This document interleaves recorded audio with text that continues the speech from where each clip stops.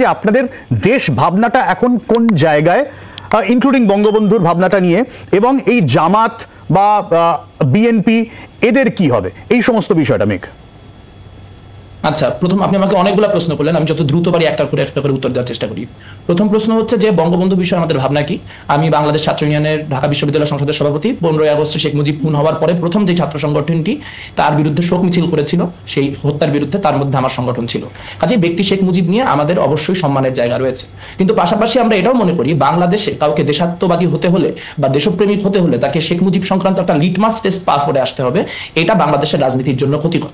বাংলাদেশের রাজনীতি বহু দিন ধরেই বিভিন্ন রকম কাল্ট ভিত্তিকতা, যেরকম আপনাদের দেশেও আছে, ধরেন মোদি একটা কাল্ট, মমতা একটা কাল্ট, এরকম কাল্ট ভিত্তিকতা আমাদের রাজনীতির বহু ক্ষতি করেছে। কাজে আমরা সেই কাল্ট ভিত্তিকতা থেকে উত্তরিত হতে চাই। কোথাও শেখ মুজিবের ভাস্কর্য যেখানে ভাঙা হয়েছে সেটা অবশ্যই দুঃখজনক, কিন্তু গ্র্যান্ডার স্কেলে বা যা কিছু চলছে দেশে সেই হিসেবে এই জিনিসটি আসলে আমি অতখানি গুরুত্ব দিয়ে দেখতে নারাজ। এক। দুই হচ্ছে ভাস্কর্য ভালো না মন্দ, অনেকে বলছে ভাস্কর্য ভেঙে দিতে চায়। হ্যাঁ, বাংলাদেশে তো একটা রক্ষণশীল এবং প্রতিক্রিয়াশীল গোষ্ঠী আছে, তাদের ভাস্কর্যের উপর ক্রোধ আছে, কিন্তু তার বিরুদ্ধে অসংখ্য মানুষ রয়েছে যারা এই আন্দোলনের মূল শক্তি, যারা অনেকে বামপন্থী, অনেকে লিবারাল, অনেকে অ্যাপলিটিক্যাল। সেই মানুষগুলির একটি সমন্বিত উদ্যোগ অবশ্যই থাকবে এই ভাস্কর্য বলুন বা আমাদের শিল্প বলুন এগুলোকে বাঁচানোর ক্ষেত্রে। কিন্তু পাশাপাশি আপনার এটাও মনে রাখতে হবে শেষমেশ ভাস্কর্য প্রতীক। কাজে কোন ভাস্কর্য মানুষের কাছে কোন প্রতীক হিসেবে আইডেন্টিফাইড হচ্ছে, এইটা মানে বিশ্লেষণ ছাড়া আসলে হরে ধরে আপনি যেটা ইমপ্লাই করার চেষ্টা করছেন যে এখানে একটা যেহেতু ভাস্কর্য ভাঙা হয়েছে কাজে রক্ষণশীল এবং প্রতিক্রিয়াশীলদের বিশাল ভূমিকা রয়েছে, তারা এখন অর্গানাইজড হয়ে জায়গা জায়গায় ভাস্কর্য ভাঙবে, এইটা একটা স্ট্রেচ, এটা একটা ন্যারেটিভ, এইটা ঘটার মতো মানে এটা আপনি যদি 7 দিন পর পর ঘটে তাহলে আপনি হয়তো বলতে পারেন।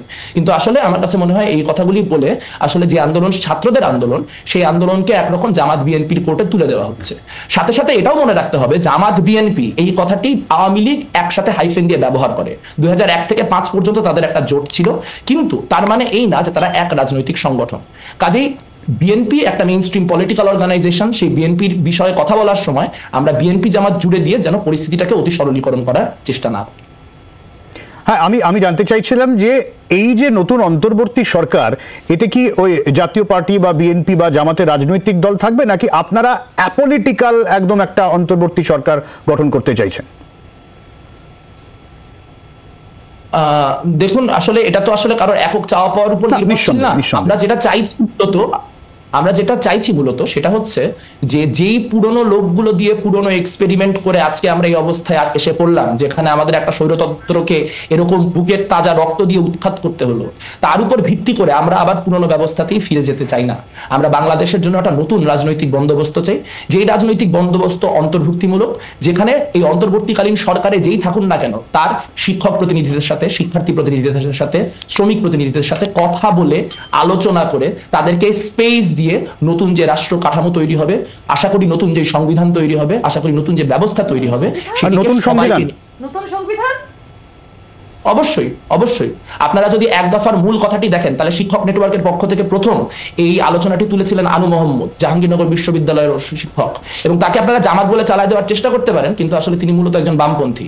তো বাংলাদেশের অসংখ্য সমস্যার মধ্যে একটা বড় সমস্যা হচ্ছে বাংলাদেশের সংবিধান অনেক সমস্যার সৃষ্টি করছে। সেই তো সংবিধানেরও একটা রিফরমেশন লাগবে। নতুন সংবিধান শুনে এরকম আতঙ্কিত হওয়ার কিছু নাই।